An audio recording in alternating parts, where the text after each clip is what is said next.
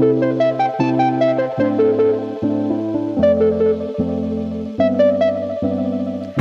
to Among the Lilies. I'm your host, Cameron Fradd. This is just a quick mini episode to promote and let you know what's going on over at Patreon, which is pretty amazing. I just uploaded the 5th part in our 7-part series on sex. It's called Kissing at Traffic Lights. It's really good, guys. This is pretty great and amazing. My girlfriend, Kana, flew over all the way from Houston, and I drove 4 hours in a car to spend an hour with her to chat so you guys could have this gold of information and just really good stuff. Like, we need to be talking about sex. Nobody's talking about it. Or they are, but they're like doing it in a belittling way. But this is just really real and authentic and down to earth. And I feel like the feedback I'm getting is amazing. Like, I love my thing was to help people in similar boats to me or newlyweds. And we have like this huge following of engaged women that are super excited about marriage, but also scared and don't know what to expect. And they don't know what it means to save sex for marriage and then all of a sudden jump in. How does it work? You know, is it easy? Is it not? What does it look like? How are we?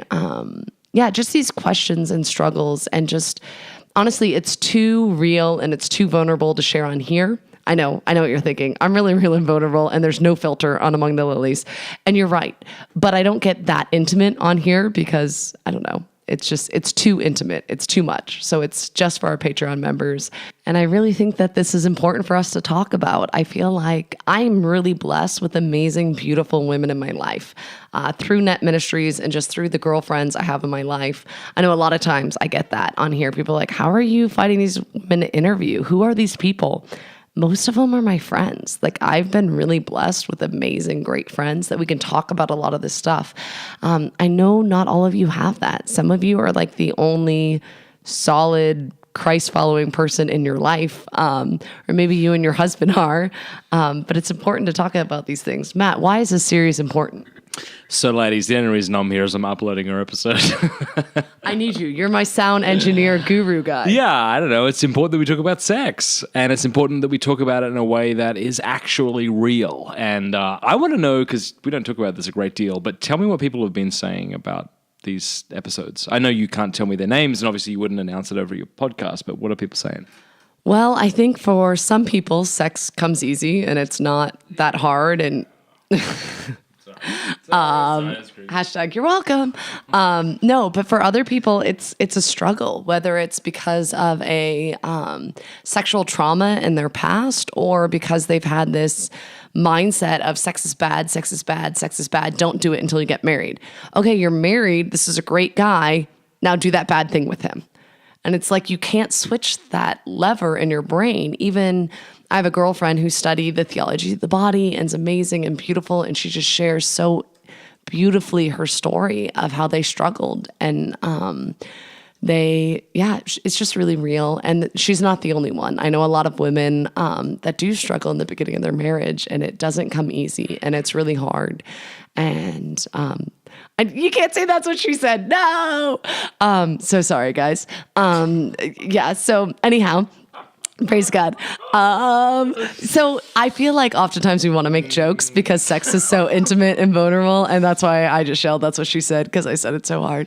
And that's really awkward. And for my non-married listeners, I'm so sorry. The Patreon episodes, you need to know yourself to know if it's for you or not. There's a lot of single ladies that are listening and getting a lot out of it. And I'm really surprised by that. I wasn't expecting y'all, but I'm glad that it is blessing you. People have said that they've never heard so much about sex without going into graphic details, but it being really beautiful and upholding the beauty of the woman and the man and the marital act and just really seeing it through the eyes of the theology of the body.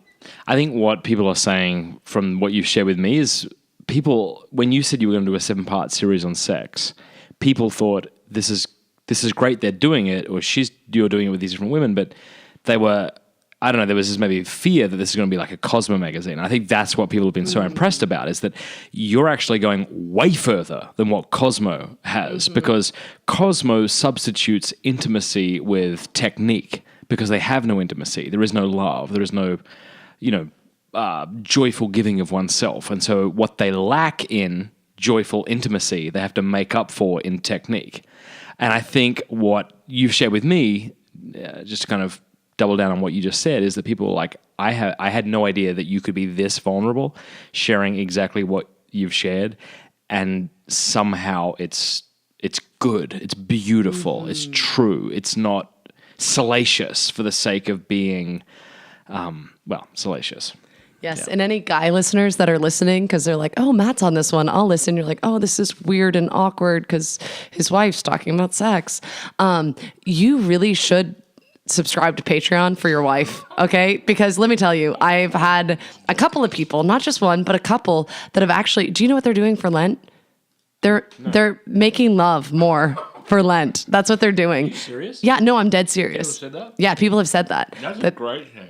It is a great thing. And you know what? It's going to bless their marriage. It's going to bless, like, the one person that's doing it's more newlywed, but the other's been married for a while, and they're going to be renewing their marriage vows almost every night. You know, they're becoming more intimate and just giving of themselves. And that's their sacrificial love. Because you know what? It's not sacrificial, is it? No, not at all. I mean, we're always in the mood, right? Come on. This lady, yeah. But for this lady I'm talking about, not me, someone else.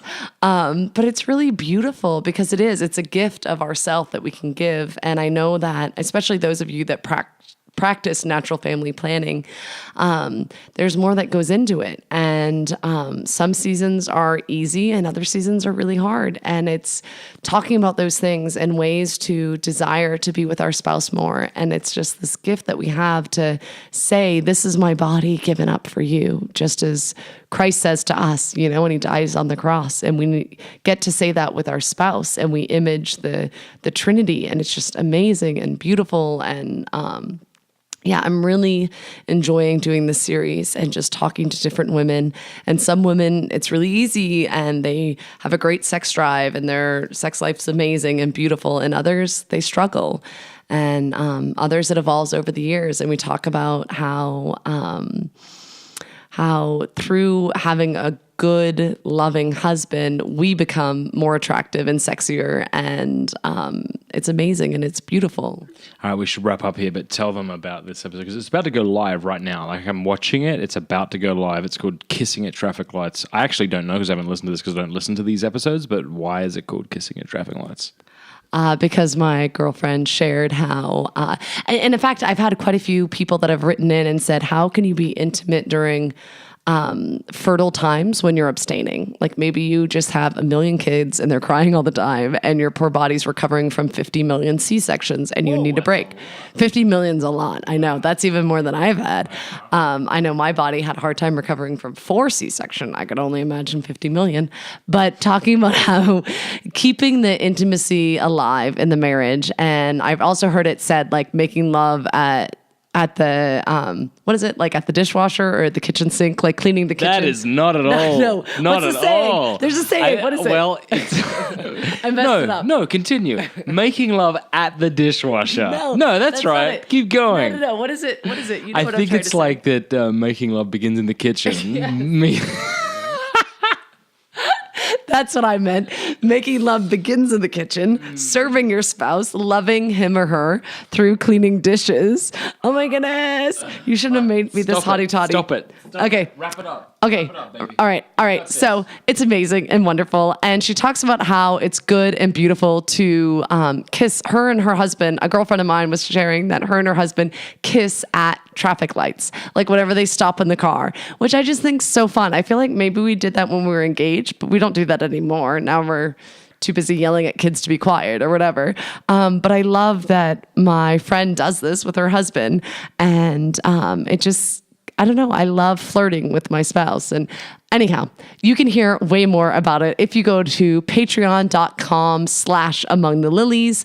There is 5 episodes that are up and live now for you, or this one will be up very soon. So by the time you listen to this, it'll be up and live. And you can listen to the past episodes. We've covered a lot of topics, and there's a lot more to come. And it's just been such a gift and so good to do this series. And I love how it's blessing so many of you, and it's helping you find healing, and it's helping you know that you're not alone in your struggles, and just validation. Someone said, this is stuff that I've wanted to know, but I would never ever Google my questions, but we're just addressing them here. So go to patreon.com/amongthelilies, and you can listen there. It's for people that contribute $10 or more a month, and you can ask more questions. And we still have 2 more series or 2 more parts in our 7-part series, so you can get your questions. Any last minute tidbits? I just want to point out that the next episode, I told you to tell them the title, and you said you wouldn't do it because that's how intimate it is on this public. Yeah, I don't want the public to hear it, just in case my mom listens. Hi, Mom. I love you. Matt and I are doing great. I'm so sorry that you listened to this. You're not supposed to listen to this one. All right. Enjoy your 4 grandbabies. Bye. Bye. Bye. Bye. Bye. Sure.